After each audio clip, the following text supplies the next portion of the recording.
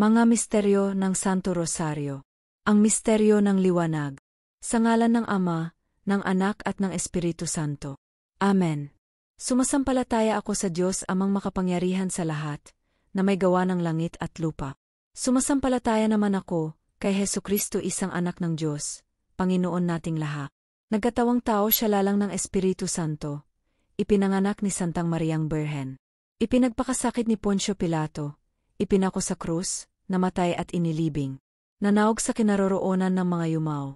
Nang may ikatlong araw na buhay na mag-uli, umakyat sa langit, naluklok sa kanan ng Diyos Amang makapangyarihan sa lahat. Doon magmumula paririto at huhukom sa nangabubuhay at nangamatay na tao. Sumasampalataya naman ako sa Diyos Espiritu Santo, sa banal na simbahang Katolika, sa kasamahan ng mga banal, sa kapatawaran ng mga kasalanan, at sa pagkabuhay na mag-uli ng nangamatay na tao, at sa buhay na walang hanggan.